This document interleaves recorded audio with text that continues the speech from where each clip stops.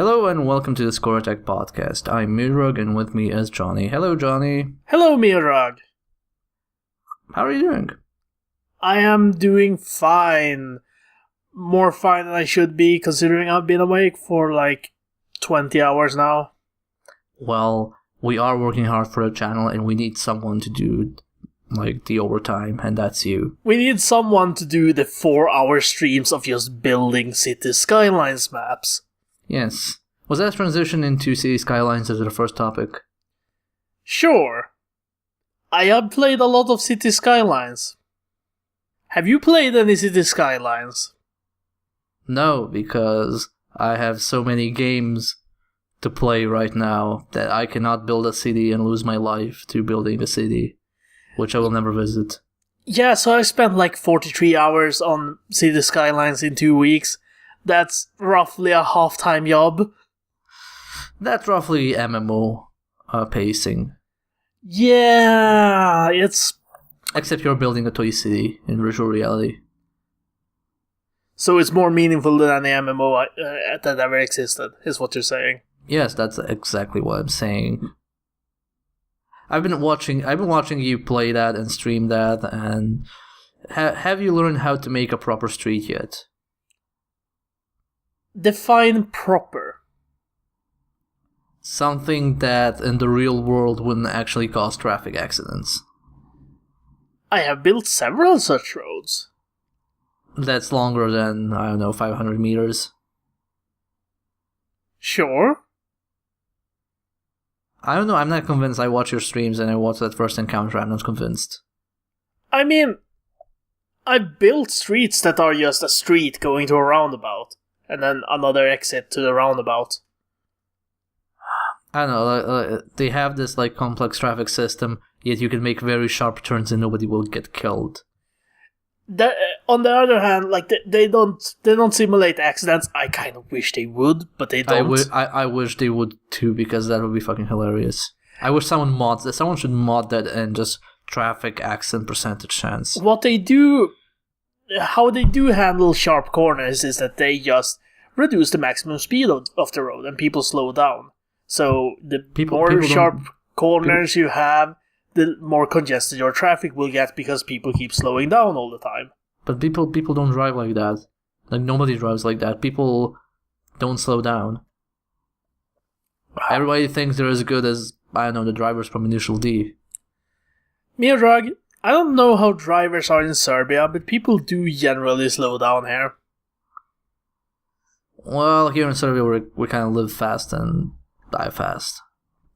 Live fast, die hard. Yeah, we live by the road and die by the road. Wow. that might be the most anime thing you have ever said. Congratulations. Do you know that the Yugoslavian, so that before it was Serbia and Montenegro and then before it was Serbia, the Yugoslavian trademark car, the trademark cheap communist social car, was featured in 2 Hollywood movies? No. It was featured in Die Hard 3, where Bruce Willis' character, they hijack a car on the freeway, and Bruce Willis says, "What kind of piece of shit is this? Why isn't it driving any faster?" And then Samuel L. Jackson says, "It's a Yugo, it's meant to be economical, not fast, stop yelling." Man, fuck action movies. And the other movie was Who Killed Mona, which was someone killing a woman nobody liked in some backwater town, and that backwater town drove Yugos exclusively. It was pretty surreal. Like, Serbians only watched that movie because everybody drove Yugos there. Yeah, I've never heard of it, so I'm assuming it's not particularly well known or like good. It's run-of-the-mill murder mystery movie, the one you see on TV in the afternoons, and then realize I have internet, why should I be watching this? I'll go watch internet instead.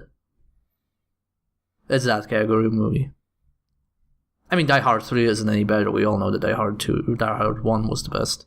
So yes, Die Hard. Speaking of Die Hard and, like, traffic systems, Skylines is, I was pretty positive about it before, but having spent this much time with it, Skylines is easily the best city builder I have ever played. By a huge margin, it's fantastic. I don't know what else to say about it. It's just... it's not compulsive. Like, I'm not feeling like, oh, I need to play more. But when I start playing, I have so much fun that just hours race by. And... No, Johnny, I'm pretty sure it's compulsive. You have 34 hours within 2 weeks. No, but like I don't feel like I need to play this. It's just when I start playing, I don't notice that time just keeps going, and it goes fast as fuck. Would you say that you could stop anytime you wanted to? Well, I mean, stopping isn't the... Well, I mean, no. I couldn't stop anytime I wanted to because I just don't notice time passing. But I cannot start another session easily. Sure. It sounds like a very... No, but like, seriously though, like, it's like, I genuinely do not notice that time is passing that quickly when I play it. Wait, I think I know what's wrong here. It's that the game is amazing. You're having fun. Yes, that's what I'm saying. With a video game. Anyway, it's fantastic. I just completed the 0.9 beta, whatever, of a map I made based on the city I live in, which is... Yeah, I saw that. That was pretty impressive, actually. I'm not gonna criticize that. It's actually pretty cool. Thank you. It's not completely finished. There's some detailed work left to do, and I'm sure if like people from the city would see it, they would be able to point out like 5 or 10 different things that are wrong because they frequent areas I don't more than I do. So you should actually take a camera and take photos of those areas. No, but like I wouldn't know which areas are actually wrong because it's like I know some of the detail stuff that is wrong, but some of it I don't care about, and some of it is so minor. But it's like, yeah, so it's good enough that I published it on the workshop, and I'm really happy just with how easy it is to create stuff in that. And that's all.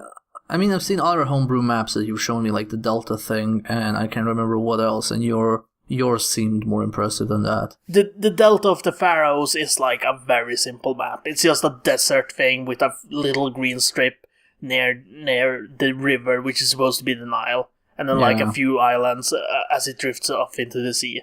It's nothing particularly impressive, and it's not supposed to be either. Yeah. So that's fine. But yeah, I put a lot of work into this one. I spent probably 2 or 3 hours on the original version, and then this morning I redesigned it from the ground up and spent 4 hours rebuilding it. So honestly, I do the same for my hometown's region, because my hometown has a very interesting region actually, because it's between several hills and mountains, and it has a river going through it, and the whole layout of that area, even outside of the scope of the city, is really interesting. Yeah, that sounds cool. Like, that's the sort of thing. I partly, like, I just wanted to learn how to make a map in this thing, and basing it on an area I knew as well as this city seemed like a good way to start. Yeah. But also, I do think that the layout is kind of interesting in some ways. Cool. Well, anyway, I think that's all I... Yeah, you can check out our first encounter video. Oh, right, yeah, do that.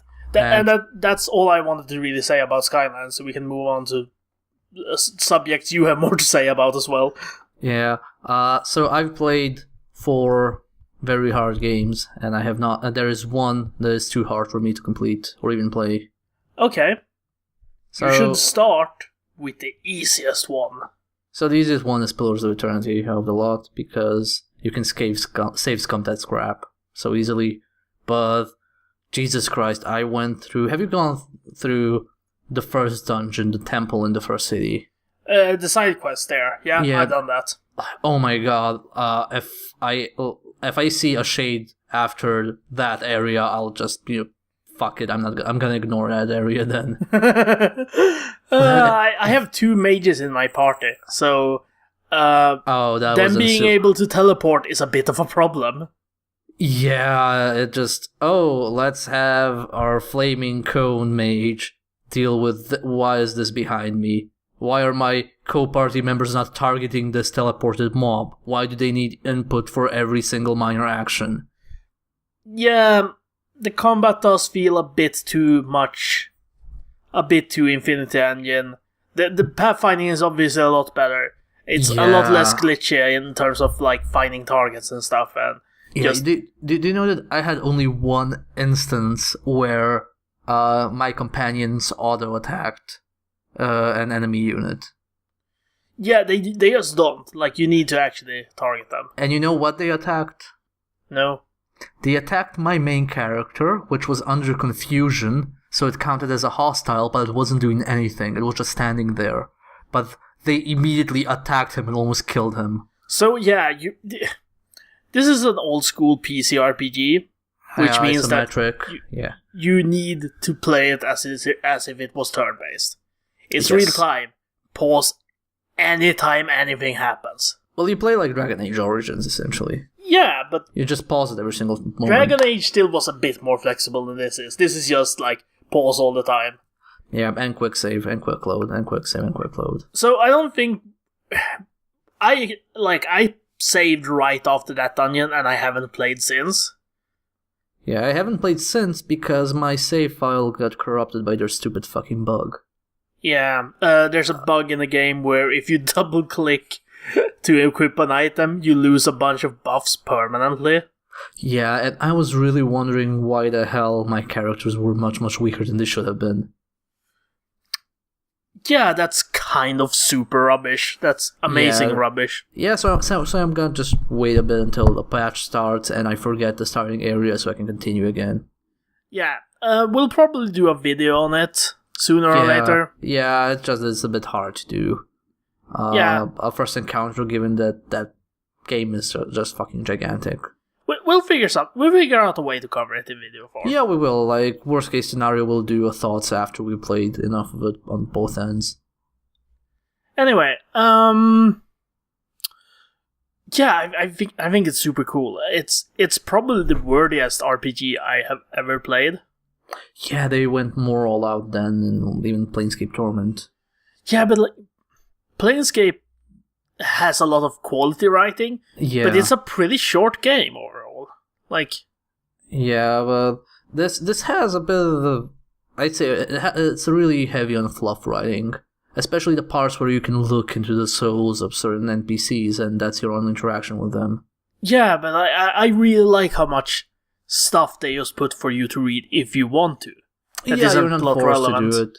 I do like they do a good effort of highlighting dialogue, so even if you don't want to read descriptions, you can still read the lines of those NPCs that aren't voiced clearly.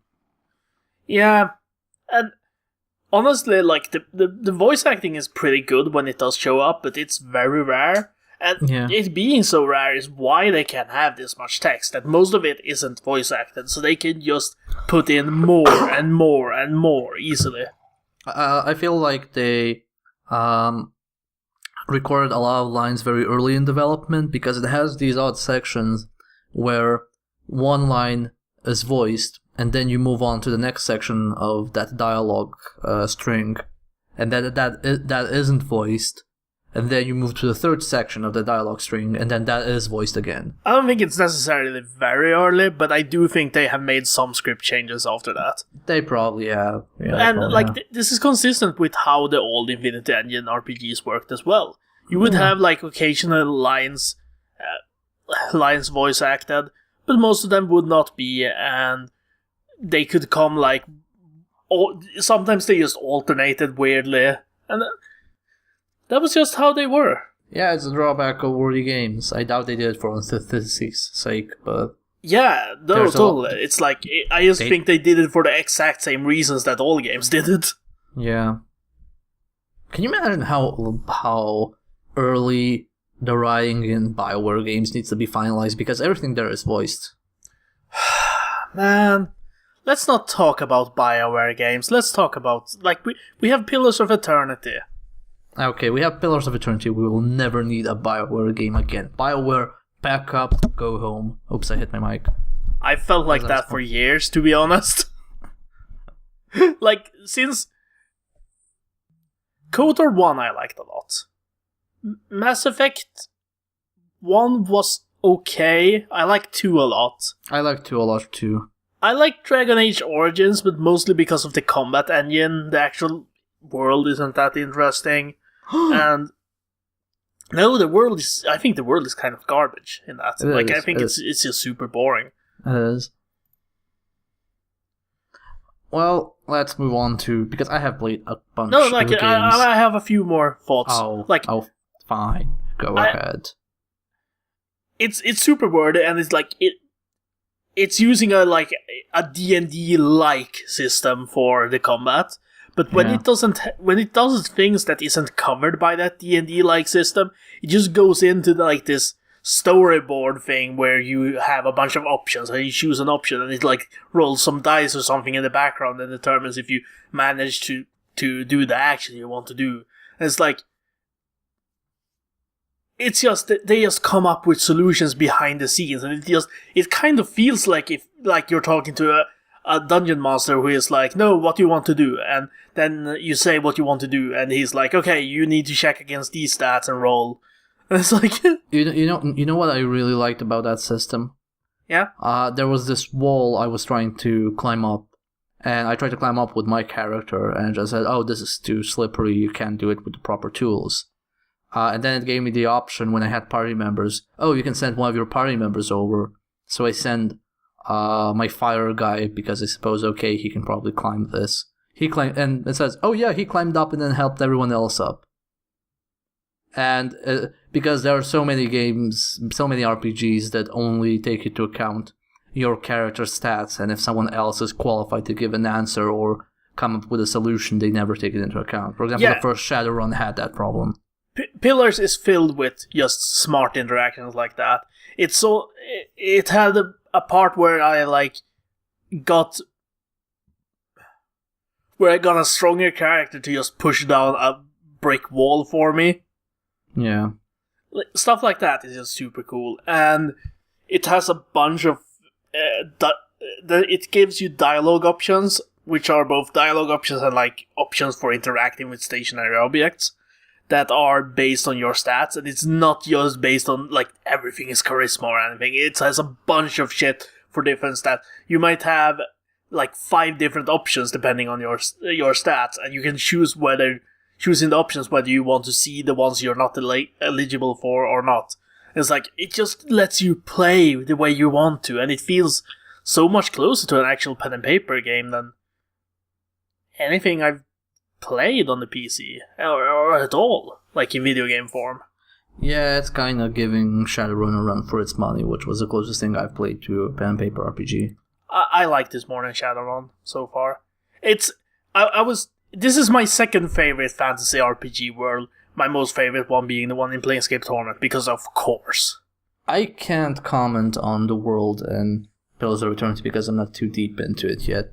Far, I have the same attitude as I have towards Forgotten Realms, because I played a bunch of Forgotten Realms and pen and paper campaigns, but most of my attitude towards Forgotten Realms is, yeah, there's some guy there, something's happening, look, I'll just figure it out as I play the game, I don't really care about all these people. That's my attitude in Forgotten Realms, and Pillars of Eternity is just, it highlights everything, you're making your character and highlights regions, races, the actual words. For example, oh, these races are commonly found in these regions, and then you can mouse over a specific region, and it gives you this block of text which explains, oh, this region is this and this and that and blah blah blah. And I'll be honest, I write and I read, but generally I just, oh yeah, I'll if it's relevant, I'll figure it out within the game.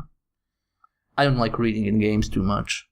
I like it, and I like that in Pillars it feels like you can choose what to pay attention to. Yeah, which is why it's fine. As long as the lore isn't shoved through my throat, I'm completely fine with that. But I'm glad that it exists there, because if something does catch my interest, I can read about it more.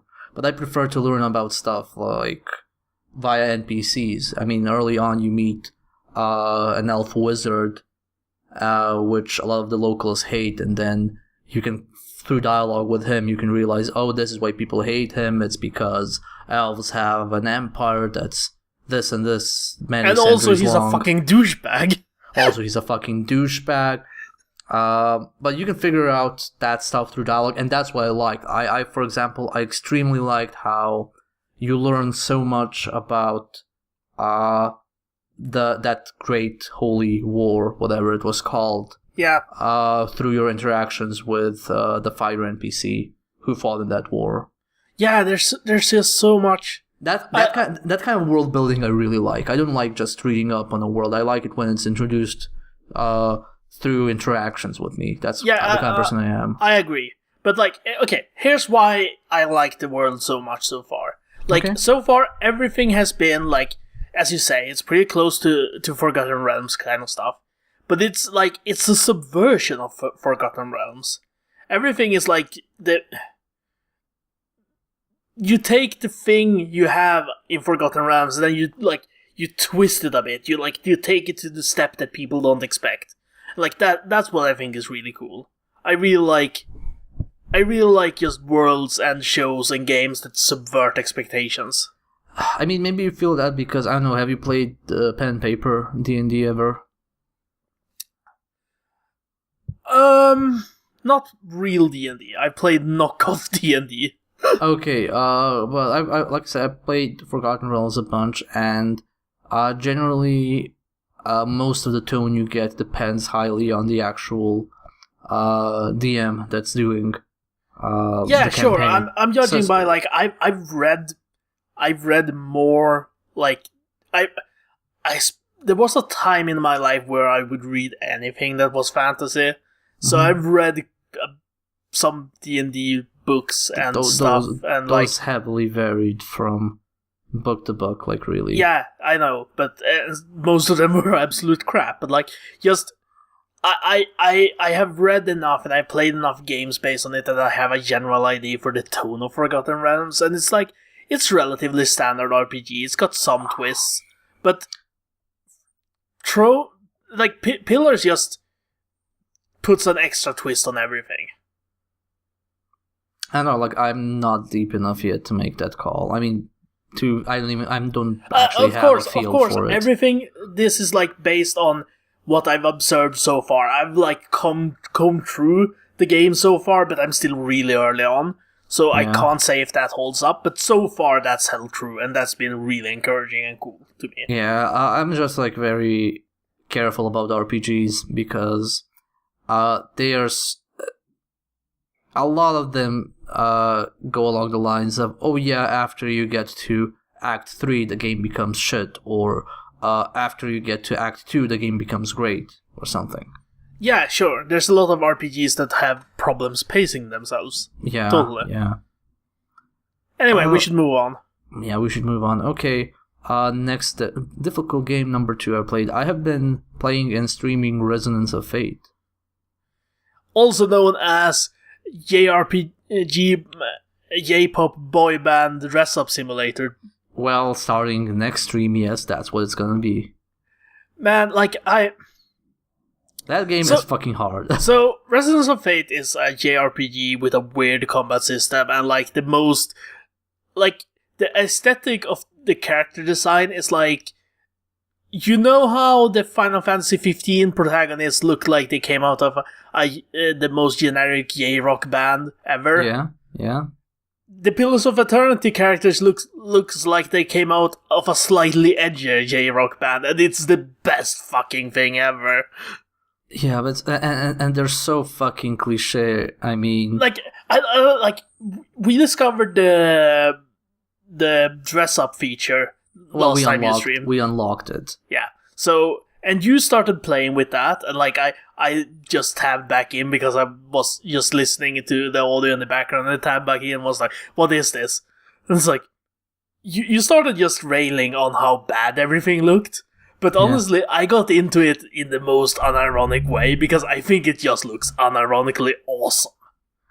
All of it. Okay, when I say awful, I mean... look, I've played Champions Online which has gazillion costume pieces. You have no idea. Like, when I see a costume piece in the game, I can just think of all the awful things I can do with it. That's how I view character creators. I just see something and I just think to myself. When I was recording Bloodborne, we were checking out the hair colors, and then I just saw I can make purple hair. I'm gonna make the most horrible thing I can think of, but make it classy. Like, I don't think horrible. I think just it's exaggerated in a very, like, sincere way. Yeah. I just love the broad sincerity of just this. No, this is seriously how we'd like to dress of these characters. I love that. I am absolutely in love with it. Okay, just like explain the combat system to people who aren't in the loop. Okay, Resonance of Fate is you playing with two male characters, one very young and the other probably in his late 20s, which means that he is super old by JRPG standards. He is practically dead. He's practically dead, yes.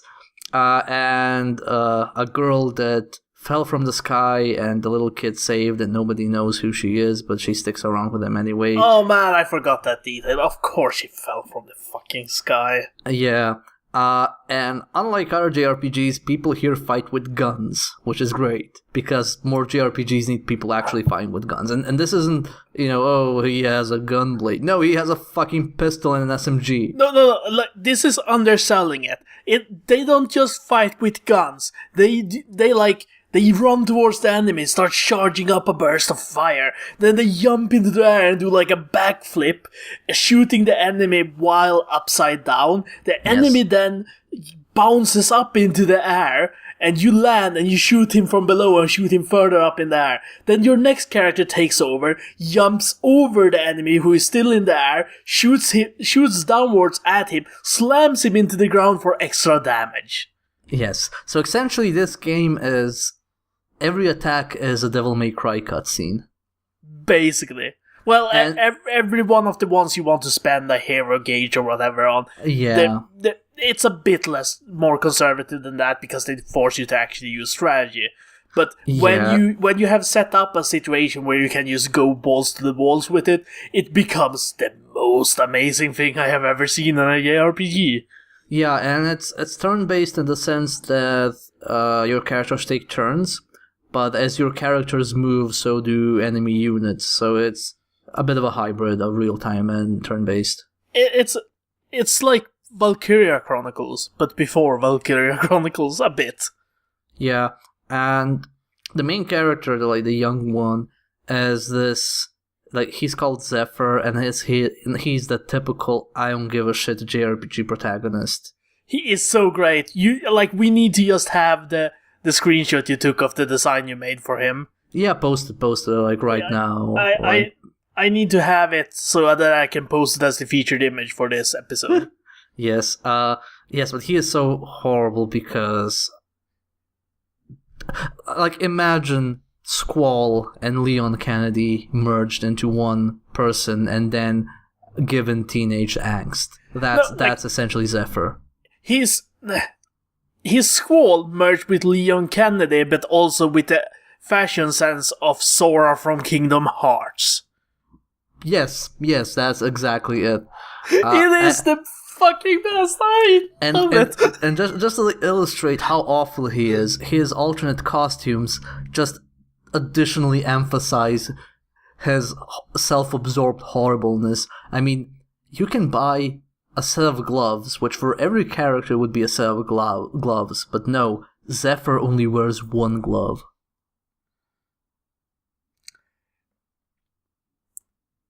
Wearing one glove is the ultimate expression of being the most like sincere person in the most sincerely dressing person in history. And it's not just a glove, it's a fingerless glove. Yes! It's so good! And he even, out of all the t-shirt options, he has a t-shirt option where he wears a t-shirt with himself on it in a badass pose. Yeah, but that it actually just... You wouldn't be able to tell in actual gameplay. It's kind of not great. It's like Johnny Cage having Johnny tattooed on his chest. It's essentially the same thing. Oh my god. Like, I just need to... Every time someone mentions Johnny Cage now, I just think of that amazing trailer they made for Johnny Cage and his like immediate family for Mortal Kombat X. That's amazing, yes. It is so good. It is so perfect. I want to buy that game just because of that trailer. Johnny Cage is one of my favorite Mortal Kombat characters. He was fantastic in 9. He was always fantastic, but like they took it one step. Like, okay, Johnny Cage is the biggest asshole. He is just a huge asshole. He's just a young, well-trained fucking asshole with a tattoo of his own name on his chest. Yes. And that's what he is. But in Mortal Kombat X, they're like, no, this is like 20, 30 years in the future. So Johnny Cage is like a middle-aged guy with a daughter and an ex-wife. He has like this big fucking stupid haircut, wearing a hoodie jacket with a zipper on it, and like it's zipped down just enough that you can see like a bit of the tattoo still under there because he's never had it removed, and he doesn't wear a t-shirt under his fucking jacket even, and it's just, oh my god, it's the fucking best. He is essentially, in the new game, he is a martial arts Charlie Sheen. It's Dad Cage. Dad Cage. It's Dad Cage, and it's the fucking best. Oh my god. Yeah, going just back to Resident Fates, the game is brutally hard because it's one of those games where, you made this one call that this character should go left. Let me wipe your party because of it. And it only takes one character to die to get game over. It's the kind of game where you look at someone playing it, and the rules are simple enough that you can understand sort of how it works just by looking at it, and then you just want to rip the controller out of their hands because they do one thing a bit differently from how you would have. Well, gee, thanks. It's like, it doesn't even matter if it's a good decision or not. They did something differently, and you hate them for it. It's like, it's that complex. It's like watching someone play XCOM and doing something different than you, and you just want to tear your hair out. Yeah, except in XCOM you still have the RNG, and here it's more or less of, will you get screwed over? I mean, like, it's such positioning. Well, it's also some RNG. Most of the RNG in Resonance of Fate is, what is the AI gonna decide to do? Yeah, like who it's gonna go after. And as far as I can tell, with most fights, that's not a problem. But with fights where you have one big enemy, or especially the bosses, it seems to be more of a big deal. Yeah, it's a nightmare because if you go into critical condition, it is almost impossible to get out of it. But I'm gonna continue to compare this to XCOM because a lot of it is just like setting up, like trying to position yourself in such a way that even if shit goes bad, you have an escape plan. You have a way to recover it. I mean, I've been commenting on the stream why I'm doing what I'm doing and what I hope to achieve with it. Yeah. And generally, I have to have backup plans and just think at least a move ahead where I'm gonna go. Yeah, that very XCOM in that way. Like, I want to play this game. I'm just worried that there might be a bit more grinding than I can stand, than I can stomach. Yeah, I'm just waiting to hit a wall. As someone suggested during the stream, you should go into the arena and grind XP. And my reaction was just, no, I don't want to grind. I've been playing Bloodborne. I've been grinding blood vials my entire life. I want to stop grinding. But yeah, it's a great game. I'm streaming it. You can check out our Hitbox channel and Score Attack, which will host it as long as I'm playing. I'm going to probably play through the entire game on stream because I'm enjoying it so far. We should look into how, like, archiving footage on Hitbox works. I'm archiving it already. Well, is it permanent or is it like Twitch? You have 14 days to save your videos. Okay. And after they're saved permanently. Okay. So we have all the Resonance of Fate stuff saved already. Yeah, I haven't saved any of my streams so far, and I don't think any of them are really worth saving. But definitely save the Resonance of Fate one. Those are worth going back to. Yeah. Especially my reaction when I discovered Zephyr's costumes. It is so good. It is so good. Anyway, Oh, I have 2 games left. It's one that's super hard and the one that I cannot play for the life of me. Which one do you want me to go through next? The less hard of the 2? So Bloodborne. Okay. I've been playing a fuck ton of Bloodborne. You finished Bloodborne? Yes, I finished Bloodborne and I'm on my second playthrough and I'm finding new things. Does the game have like a playtime counter? Do you know how many hours it took? No, but I have the footage of the first playthrough saved. And with farming, it's around 30 hours, I think. Was the farming necessary? Yes. That makes me really bummed out. Yes, that's actually one of my main complaints, since they went through consumable heals instead of the Estus Flask, which I have no fucking idea why they did that. Throwback to Demon Souls, I'm telling you. Yes, I know it's a throwback, but, the Estus Flask was an improvement over consumable heals. I agree. It's a throwback to Demon Souls because this is the PlayStation exclusive one, and they want to appeal to the Demon Souls fans. I know. I also agree that the Estus Flask system is way, way better, but that's why they did it. I'm pretty sure.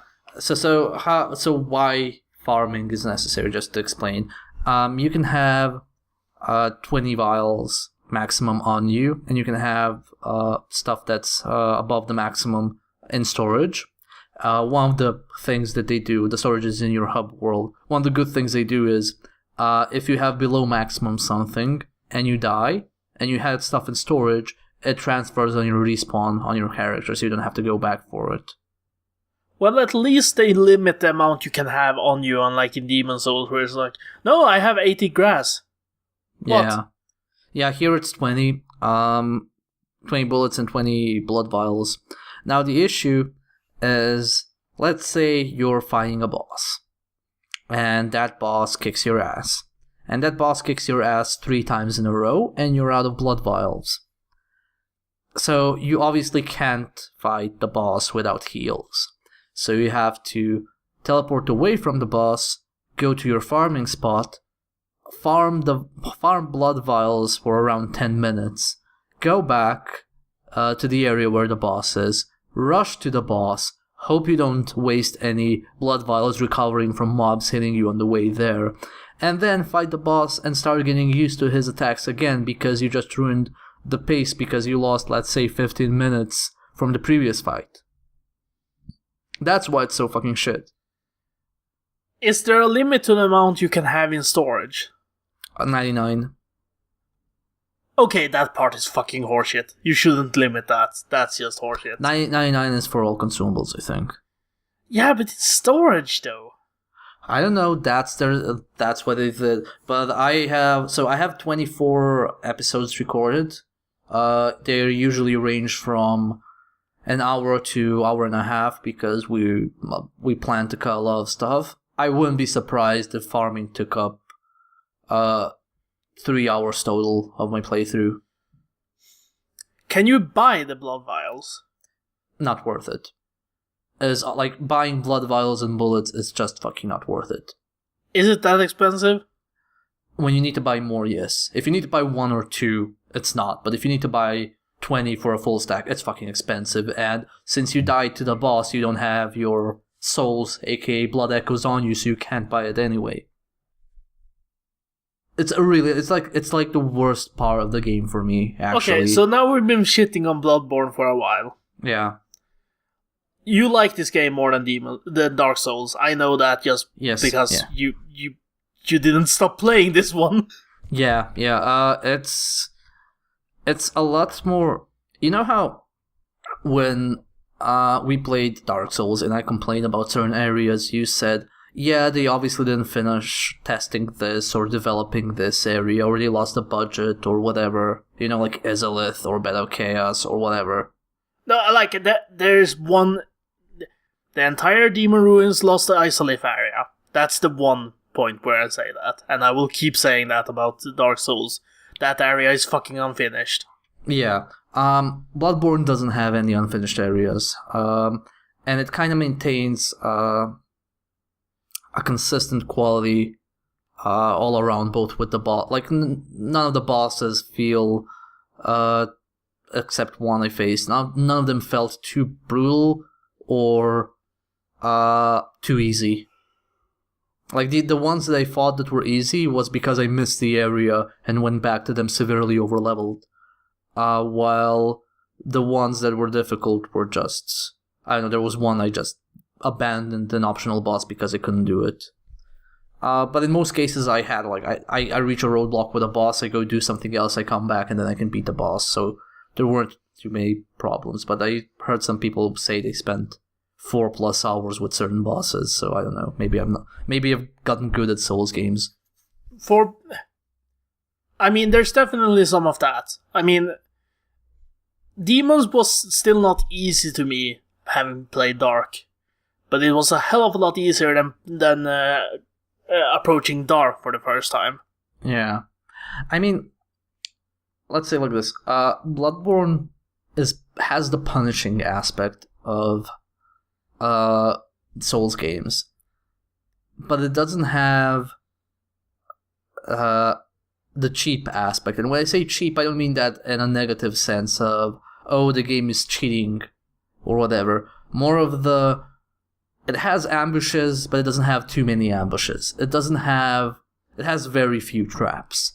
It doesn't, like... I played the game very slowly, paying attention to my surroundings, and I did avoid a bunch of ambushes like that, but with that approach. But in most cases, it just wasn't necessary, so there aren't any, attacks from the left field or whatever, which just makes the game all around more streamlined rather than like what Dark Souls was.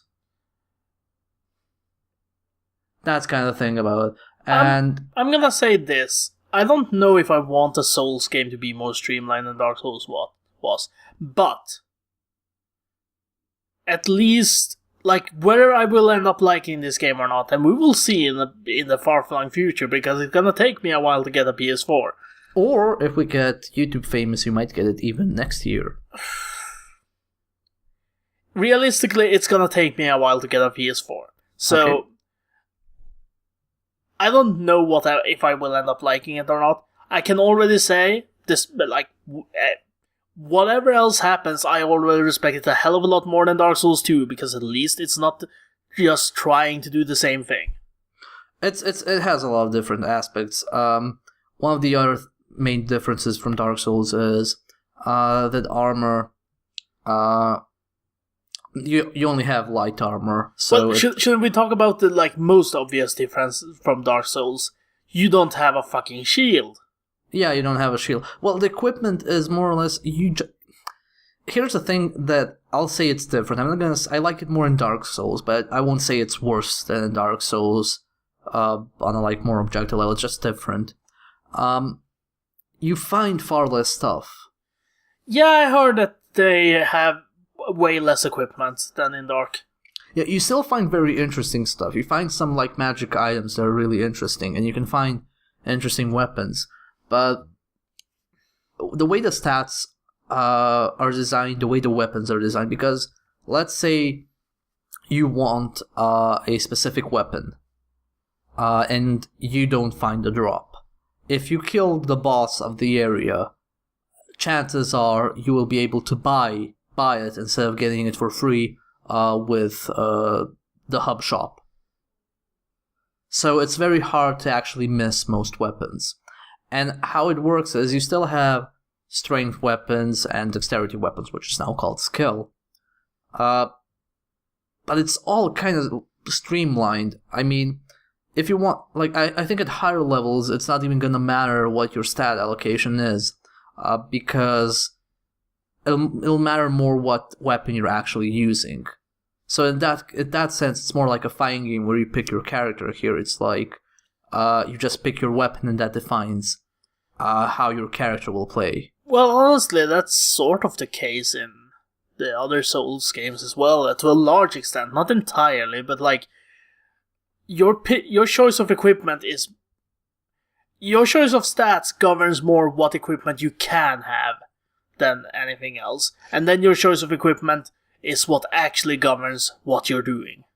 Yeah, but in Dark Souls, say, when I decide to go for the Black Knight Ultra Sword, Yeah. I need to get the required stats, Yeah. which is the minimum requirement. And then I need to invest in stamina so I could use it effectively. Like say, oh, I want to be able to do 3 swings and roll with this. And then I need to decide on the armor pieces I want to wear so I can have a fast roll with it. Or if I decide I don't want a fast roll with it, I can just be okay. What compromises am I willing to make? In Bloodborne, you never have that layer of needing to make compromises with your equipment. It's more or less, do I have the minimum required stats? Yes, I can use it. Period. And then the stats just affect the damage scaling, because obviously a strength weapon will scale mostly with strength, but then also most of the weapons scale with 2 or 3 stats. So a bunch of weapons just say, okay, this scales best with strength, but it still scales with skill and arcane as well. And you're like, oh, okay, I have the minimum requirements and I have high skill and high arcane, so fuck strength. Well, that's about as deep into explaining this stuff as I'm willing to let you get here. Without spoiling. Because I still, don't want to know more than I need to about this game, so... Yeah. Okay, generally just, I had a very positive experience. I like how it delivers the narrative. It gives you more narrative than Dark Souls does. Like in Dark Souls, you have to really look for it. At least here, if you go through the game and don't read lore, don't read item descriptions, and just go straight ahead, you'll still catch some stuff. I can't imagine playing a game like this, without reading the item description of every single piece of thing. I played this completely differently to Dark Souls. So I read descriptions, I talked to NPCs. Now my second playthrough, I'm finding stuff that I missed before. I even am getting forced into areas in a different order than when I played the game originally. So it's interesting. I really enjoyed it. I wonder what New Game Plus will be like. I also tried the PvP a bit, but I don't know. So far, my main concern is just the blood vials ruin the game because... Well, don't ruin it completely. It just puts a very big smudge on it because it ruins the flow of the game. And it seems so counterintuitive because the game was made to flow much better than the previous Souls games, like a much smoother, faster pace, and then you still have this, which doesn't make any sense. But of course, I can say all this, people will just get on my neck because I'm criticizing Bloodborne, because apparently Bloodborne is the perfect game, according to the...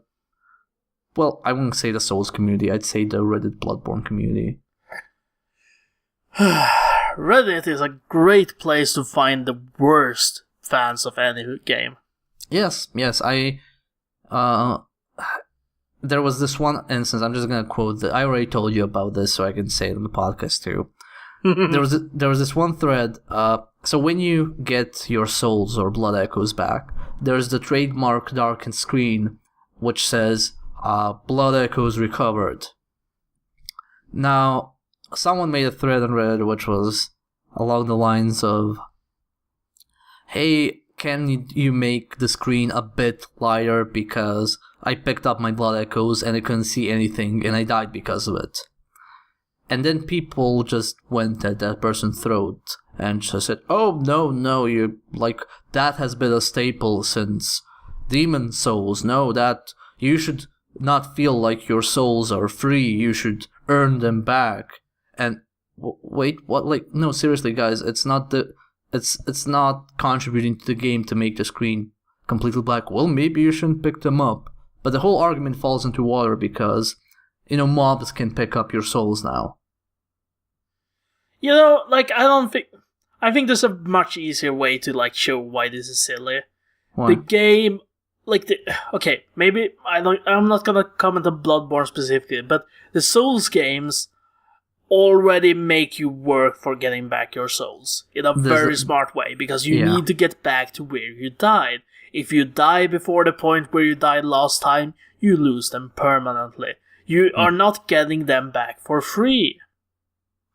apparently people say you get them back for free because you can just run to them and pick them up. The Souls community can just fuck itself. Yes, I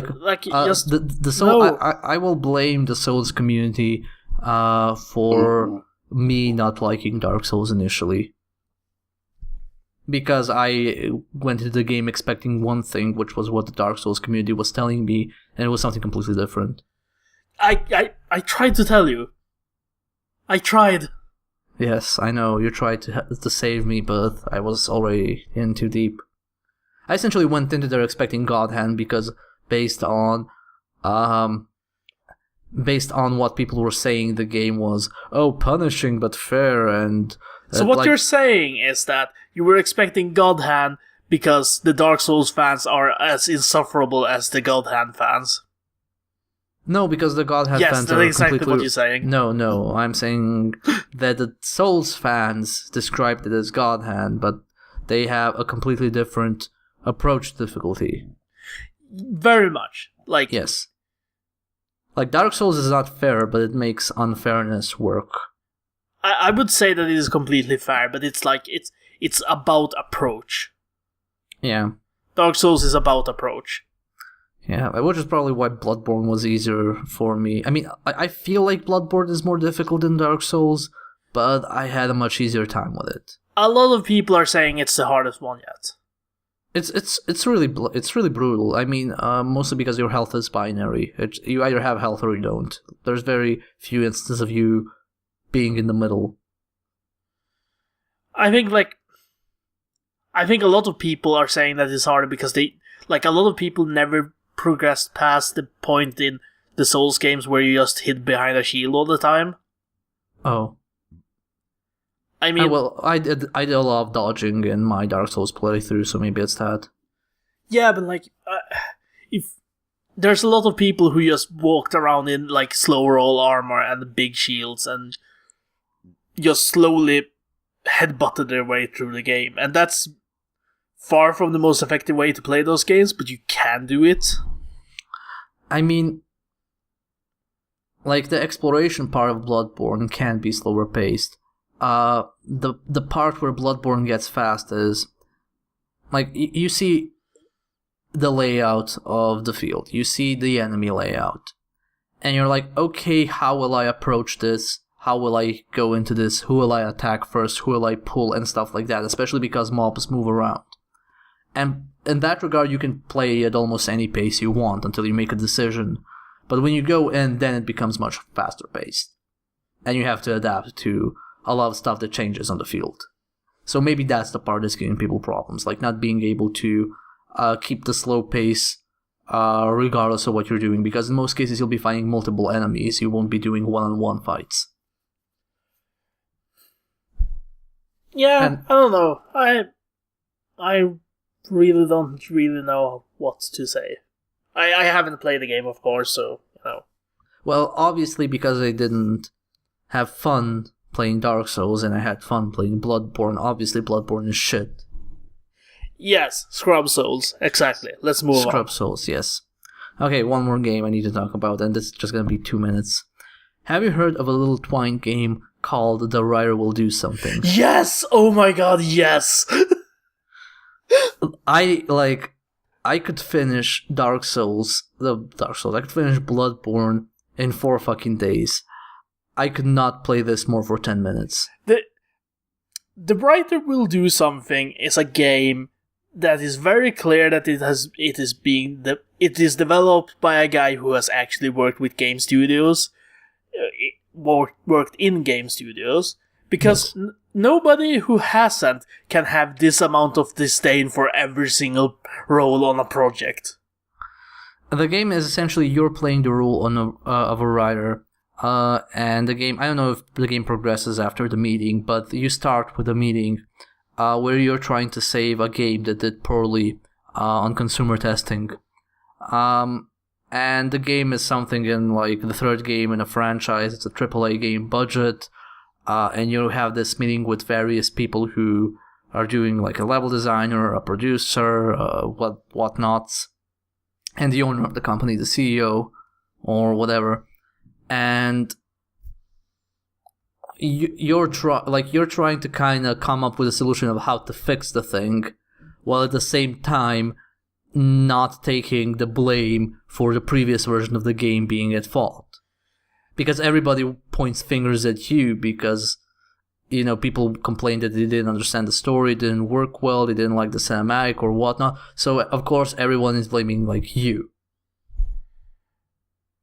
Yeah. The amount of pure fucking hatred put into writing those characters. And it's not that the characters are hateful, it's that the person writing them, it feels like they actually hated the characters. Just yeah. I mean, I've seen a few tweets from game design and game dev people in general saying, yeah, I couldn't play through this. And I tried that game, and I just said, I played for 10 minutes, and I don't work in AAA, but and I haven't been thankfully on those levels of meetings, but that wasn't comfortable. That game wasn't comfortable at all. That game is not supposed to be comfortable, and it wasn't comfortable for me either. I don't work in games, but just the experience of sitting there watching everything slowly fall apart around you and just realizing where it was heading, it's fantastic. Oh, did you play it to the end? No. Oh, okay. I don't know where it goes, but I just can't. It's one of the rare games where I just... That game is just a sinking feeling. It's a sinking feeling, and I went in 10 minutes and I was just, nope. No, I can't do this. I can't. Man, what a fucking douchebag the project lead on that. I love it. It is very believable as a hateable project lead type person. I hated the systems designer, I think, the most. The guy who worked on Golem Girl. Golem Girl. Yeah. So we shouldn't talk about this more in depth. If you should definitely check. Yeah, it's a free browser game made in Twine. It has also a few, it's not just click on text. It has a few cool tricks, which I won't spoil. But yeah, I've been playing through super difficult games, and it was funny because between all those super difficult games, it was a little Twine game that made me just say, nope, I cannot do this. Man, Twine is awesome. Twine has some great ways to just subvert expectations from what you would with the visuals and the way it's presented. Yeah. When it does take control away and just does something unexpected, it comes so out of left field. And that's something that's been consistent in most of the well-designed Twine games I've seen. It's so cool. Yeah, it's a cool way to make games, I think. It's the best way to make short, text-based stories, I think. It's cool. Yeah, I wonder where it'll go next. I think, I think it could go places because if you can make, you can make little text-based games, but if you can do, little, with more, more graphical stuff, using images better and whatnot, even though there are Twine games that use images. You can totally do that. That engine has support for, a lot of code, if you wanted to. Yeah. It's just most of the things people put out for it aren't. And it's still in experimental stage, and people are figuring out what to do with this. Yeah, which makes it great. It's fantastic. And nobody should look down upon it because it's a text-based thing.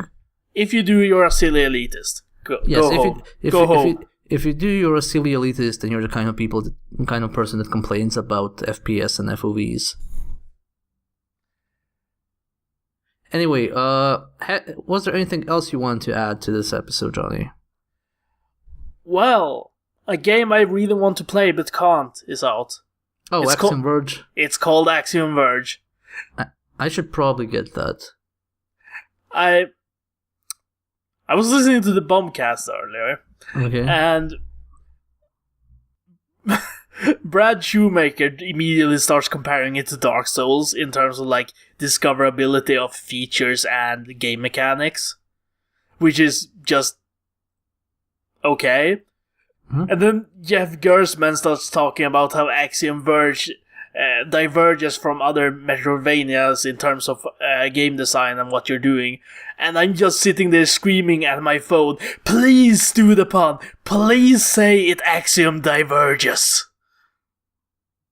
They didn't do that, so I had to do it on this podcast. I am sorry. I am not actually sorry. You know, people give me a lot of shit about my puns. Sometimes I think I overdo them, that I should probably stop. You've just proven that whatever I do, it won't be as bad as that. It axiom diverges from what other Metroidvanias do. Anyway, the PS4 version of Axiom Verge is out, and it looks really fucking cool. The PC version is a few months out, and I think the Vita version is a few weeks out. I'm not sure.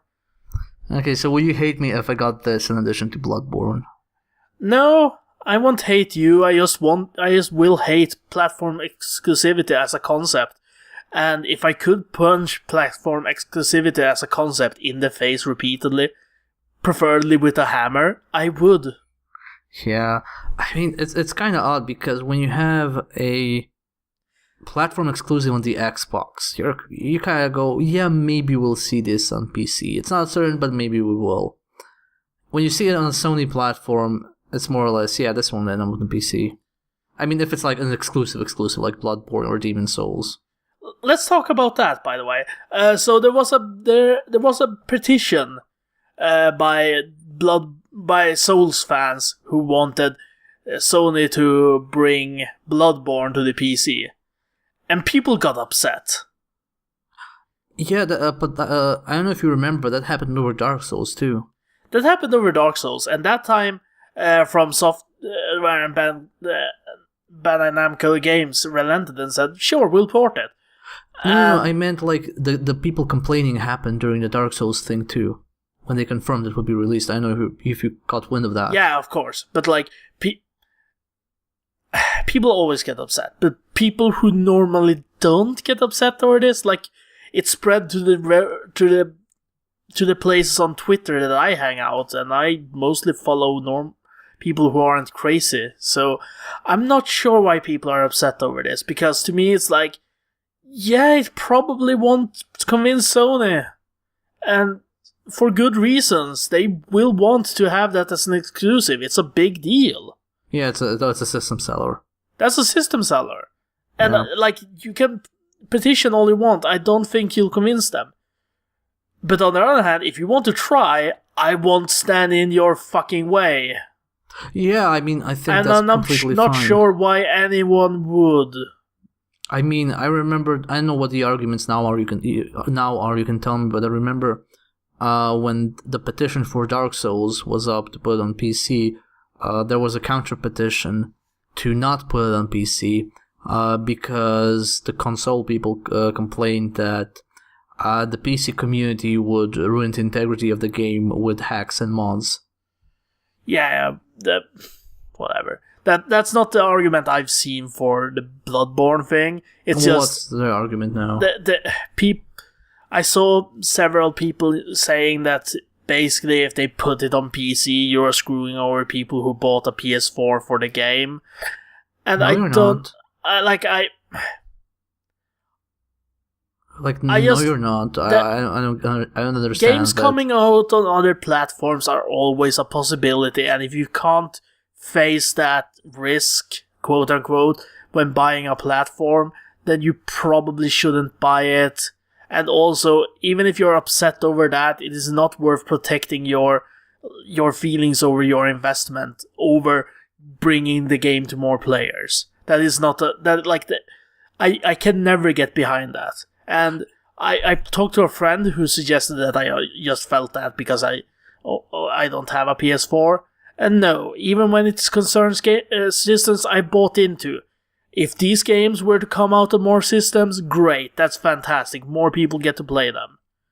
I mean, look, I have a PS4 and I have this on PS4, and I'd be completely fine with this being on PC for a number of reasons, mostly because I'm not a dipshit. But like, if you're buying, look, I bought I bought my PS4 primarily to play Guilty Gear in the best possible way I want to play it. Even though it was on a PS3 too. I'm getting other exclusives because, hey, I have a PS4, I might as well use it. If you, buy a system only for one game or one exclusive, that's a risk you're taking, because the game could end up and be bad. The game could not be optimized in certain aspects. The game might be ported. The game might get a very quick sequel or whatever, if it's a fighting game, for example. And that's a risk you're taking. And if you buy a system for a game and that game gets ported, it's not the publisher's fault for porting it. It's your fault for diving in and being irresponsible with money, because if you have enough money to throw around and buy systems, just for a single game, then you are either irresponsible with money or have enough of it. So, who cares? How petty do you have to be to be like, no, this game coming out on other platforms hurts me? That it doesn't hurt you. You have already made the purchase of the system. You're not losing anything by them porting the game at this point. Yeah, I mean, it might feel kind of shitty that you bought the system, and I can sympathize with that. It sucks if you buy a system because you assume that you needed to play these games, and that it then comes out on another system. It sucks that you had to buy that before that was known, but it's not more important than just bringing the games to more people. I'm sorry, I cannot for a second pretend that it is. I mean, doesn't Rockstar pull this shit every time when GTA is announced? Yeah. They go yeah, it's gonna be only on consoles. And then people, fuck, I have to buy a console to play the new GTA. And I tell them, no, you don't have to buy a console to release it on PC. No, man, they said I think the GTA 4 port was announced by the time of release, but I can't remember. It was really broken when the PC port came out. It was really broken. There were quite a few. I know it was GTA 5. I know it was either San Andreas or Vice City, and I'm pretty sure it was 3. But they were all, no, this is gonna go on consoles, and then everybody's like, oh, I need to buy a console. They said they'll never release it on PC, and then they released it on PC. And was that ever a tragedy? I think if a company is intentionally misleading you about which platforms they intend to release a game on, then fuck them, that's shit. They shouldn't do that. Yeah. But if a game turns out to be a hit and then some later circumstances change so that you may port it, then no company should feel beholden to be like, no, we're not gonna port it because people might be upset with it. I mean, look, Dark Souls got ported. What did that do? It just made the game massively more popular. I was about to say, it made the game massively more popular. It made From Software, or whoever was doing the porting job, better at porting, because Dark Souls 2 was a better port than Dark Souls 1. Well, from what I've heard. Well, sure, it's a more competent port. The Dark Souls 1 port wasn't as it is because of lack of competence. It was more that they just went, well, people want this, so we'll just do a quick port. Yeah. The reason that Dark Souls 2 was a better port was that they had time to prepare for it. Yeah, but also, and we have the next thing is Namco, which was a publisher, became more confident in the PC platform. So we have a bunch of Namco games coming out, and probably future Namco games will be up for consideration. It also made Eastern developers, I think, more confident in the PC, because we're getting more and more Japanese publishers and developers doing PC. I think it all contributed to that. Yeah, Square Enix are starting to take PC seriously, which is holy shit. I mean, they've been publishing Western targeted games on PC, but they're starting porting over Final Fantasy games and Japanese only stuff. Yeah, I'm so sad that Type 0 won't be on PC. Yeah, but what I'm just getting at is, what would a Bloodborne port do? It would probably just give From Software more money, and honestly, I think they've been doing such a good job that they do deserve more money, because they're making stuff nobody else is. And they need to, because, this is an exclusive they signed. It doesn't mean that the next game will also be a signed exclusive. They probably work with a publisher. I'm going to go to From Software's Wikipedia page real quick. Just to show off the billions and trillions of games they made. No, I'm going to check out a thing. Yeah, they're not owned by a traditional game publisher. No, they're owned by Kadokawa Corporation, which is just a corporation that owns a bunch of different bullshit. Yeah, so they can work with any publisher. Like Dark Souls was with Namco. Namco Bandai. Yeah, Namco Bandai. I was about to say Namco Souls. Demon Souls and Bloodborne were with Sony. Like, Namco Souls would probably just be a Dark Souls with Tekken characters. Oh my god. No, it would be... Namco Souls is Soul Calibur, obviously. Yeah. But, the next thing they make, who knows how it's gonna end up. And okay, they made an exclusive. Okay. I'd love if Sony greenlit the port. I think that would be cool, because I think this game is so good that other people should experience it. And how can you even be so self-absorbed to say, no, I don't want more people to play this? Holy shit, it's an excellent game. More people should be playing this, actually.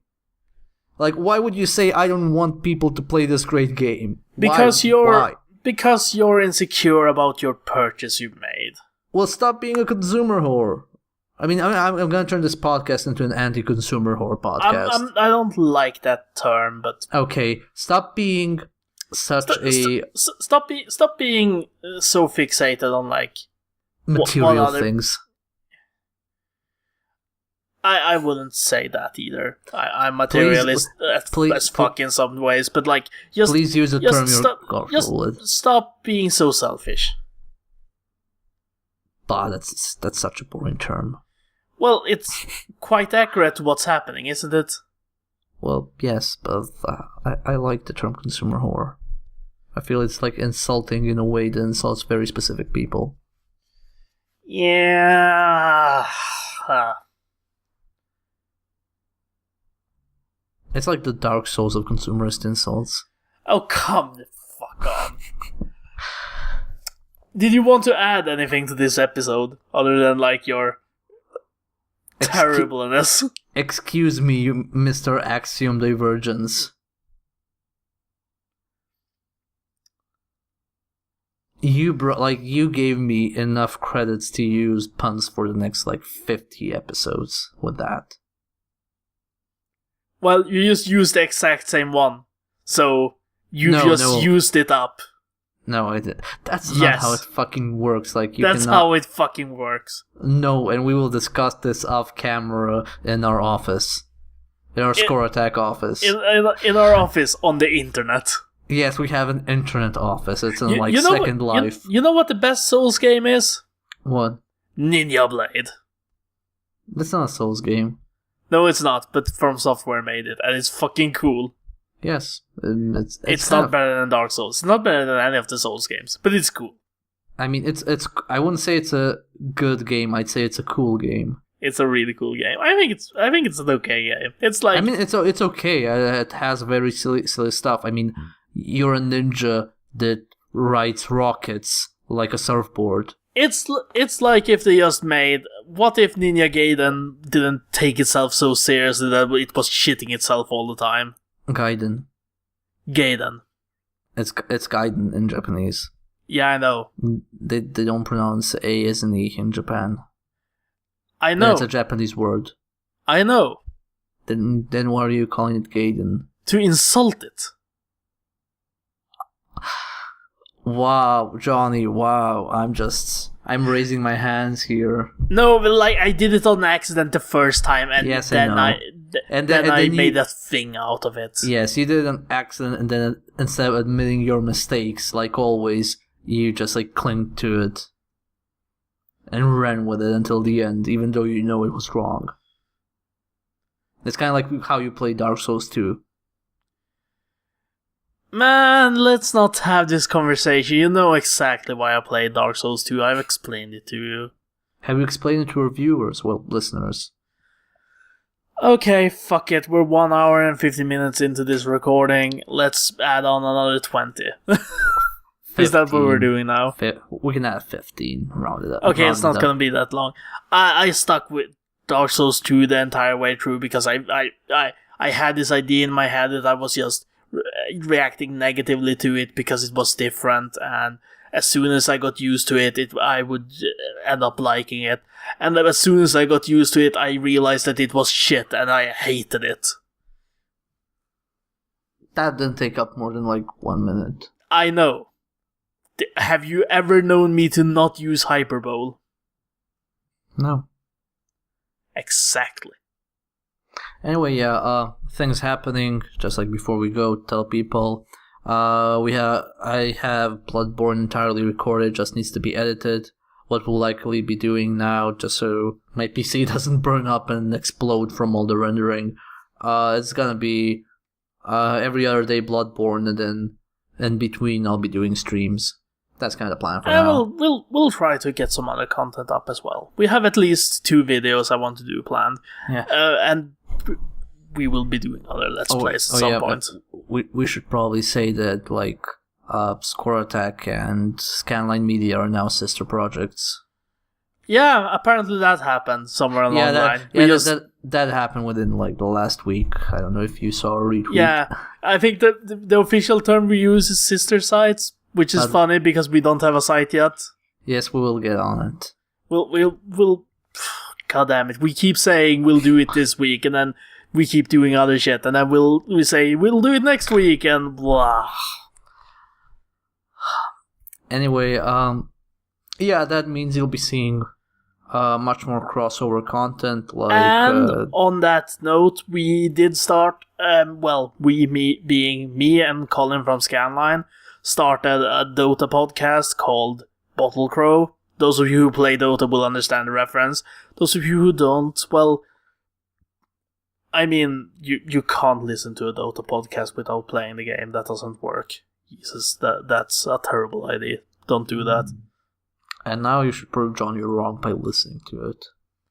Yes, please listen to it and then explain to us how little sense it makes, please. Yeah.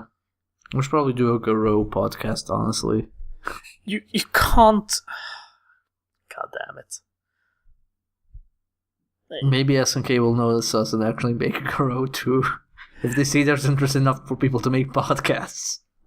I want Garo 2, I'm sorry. But imagine if they made Garo 2 and it's got shit netcode instead of GGPO.